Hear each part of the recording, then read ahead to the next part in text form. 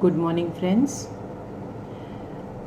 मैं doctor Ankur Singh, assistant professor Dayanand women's training college McRobertganj Kanpur, आप सबसे मुखातिब हूँ। आज जिस विषय पर हम यहाँ चर्चा करेंगे वो बीएड के फर्स्ट सेमेस्टर का third paper psychological prospective of education से लिया गया है। और जिस पाठ पर हम आज चर्चा करेंगे वो इंटेलिजेंस है। तो आज का विषय मैं ये कह सकती हूँ कि इंटेलिजेंस है। इंटेलिजेंस को पढ़ाने से पहले कुछ चीज़ों को हम क्लियर कर लें तो ज़्यादा बेहतर होगा। सबसे पहले हम जिस बात पे आते हैं वो ये बात है कि हम इंटेलिजेंस को क्यों एजुकेशनल साइकोलॉजी का हिस्सा बनाते हैं, क्यों हमारे एजुकेशनल साइकोलॉजी में इंटेलिजेंस को लिया जाता है। तो इस बारे में बताने से पहले मैं ये बताना चाहूँगी कि हम अपनी शिक्षा को चाइल्ड ओरिएंटेड शिक्षा या बाल केंद्रित शिक्षा के रूप में समझते हैं। और जब हम बाल केंद्रित शिक्षा या चाइल्ड ओरिएंटेड एजुकेशन की बात करते हैं तो overall development of a child, एक बच्चे का पूर्णतः सर्वांगीण विकास, इसकी बात हम करते हैं। तो जब हम सर्वांगीण विकास की बात करते हैं तो सबसे पहले ये ज़रूरी हो जाता है कि उस एक पर्टिकुलर इंडिविजुअल बच्चे को हम उसके अनुसार, उसके अनुरूप शिक्षा दे सकें। और जब ये उसके अनुरूप शिक्षा की बात हम करते हैं तो सबसे ज़्यादा ज़रूरी ये होता है कि उसके बौद्धिक स्तर का मापन हम करें और उसके बौद्धिक स्तर के अनुरूप उसको शिक्षा दें। जब बौद्धिक स्तर की बात आती है तो वहीं पर हमारे इंटेलिजेंस पाठ की उत्पत्ति होती है और हमारे लिए ये आवश्यक हो जाता है कि हम उसके बौद्धिक स्तर को समझने से पहले बुद्धि को समझें कि बुद्धि क्या है, बुद्धि की कैसे बुद्धि को डिफाइन किया जा सकता है।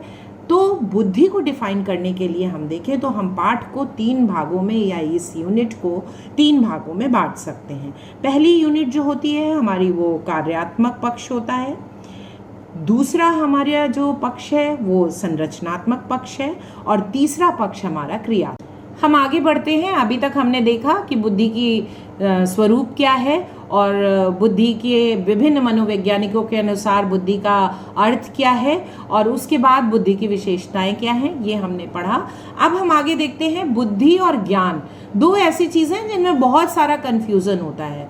बहुत सारे लोग इसको अलग अलग अपने अपने तरीके से समझने की कोशिश करते हैं और अधिकतर लोग बुद्धि और ज्ञान को एक ही समझते हैं। पर मैं यहाँ बताना चाहूँगी बुद्धि और ज्ञान में अंतर होता है और किस प्रकार अंतर होता है वो हम देखते हैं।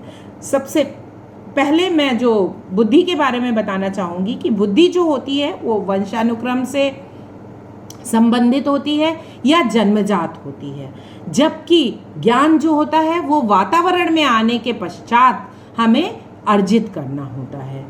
दूसरा, अगर हम अंतर देखना चाहें तो बुद्धि एक स्थिर होती है। बुद्धि एक परफेक्ट रेशियो में, एक नॉर्मल सिंपल इक्वल रेशियो में धीरे धीरे बढ़ती रहती है, जबकि ज्ञान जो है वो घट बढ़ सकता है। कभी हम ऐसा हो सकता है ज्ञान बहुत ज़्यादा प्राप्त कर लें और कभी अगर हमने बहुत दिनों का गैप कर लिया तो वो प्राप्त किया हुआ ज्ञान भी हमारा ख़त्म हो सकता है और या फिर हम उस ज्ञान को भूल सकते हैं। बहुत दिनों बाद ऐसा हो सकता है कि वो ज्ञान जो मैंने प्राप्त किया था वो शून्य हो जाए। तो बुद्धि जो है वो स्थिर रूप से हमेशा बनी रहती है और स्थिर रूप से आगे बढ़ती रहती है, जबकि ज्ञान घटता भी रहता है और बढ़ता भी रहता है। आगे जो अंतर हम देखने में आता है कि अधिक बुद्धिमान व्यक्ति जो होता है या अधिक बुद्धि जो होती है वो ज्ञान को प्रभावित करती है, पर ज्ञान जो है वो बुद्धि के विकास में कहीं भी प्रभाव नहीं डालता है। कैसे, अब इसको हम देखेंगे। अधिक बुद्धिमान जो व्यक्ति होता है वो ज्ञान के विकास में। अगर हमारा IQ लेवल ज़्यादा है तो हम किसी भी ज्ञान को समझने की शक्ति, सीखने की शक्ति हमारी तेज़ होगी, हमारा मेमोरी रिटेंशन अच्छा होगा और हम ज़्यादा से ज़्यादा ज्ञान प्राप्त कर सकते हैं। लेकिन अगर हमारा ज्ञान बहुत ज़्यादा भी है, हो सकता है एक बुद्धिमान व्यक्ति उसी ज्ञान की क्वांटिटी को प्राप्त करने में 1 घंटा लगाता हो, लेकिन उतना ही ज्ञान एक कम बुद्धिमान जिसका IQ लेवल कम है वो भी प्राप्त कर सकता है। हाँ, उसको समय ज़्यादा लग सकता है।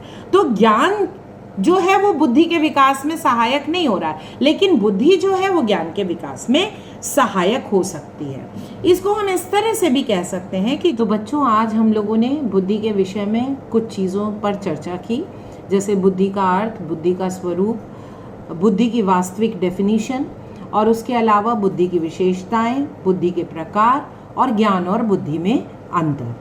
इस वीडियो के लिए मेरे ख्याल से इतना ही काफ़ी है। अगले वीडियो में हम इसी चैप्टर को कंटिन्यू करेंगे और हम पहुंचेंगे बुद्धि के सिद्धांतों पे। ये सिद्धांत कई प्रकार के हैं, हम अगले वीडियो में जिस पर चर्चा करेंगे। Thank you. उम्मीद है तुम सबको समझ ही आया होगा, और जो चीज़ें समझ में ना आई हो वो आप मुझसे डाउट्स अपने क्लियर कर सकते हैं। I am always with you. Thank you so much.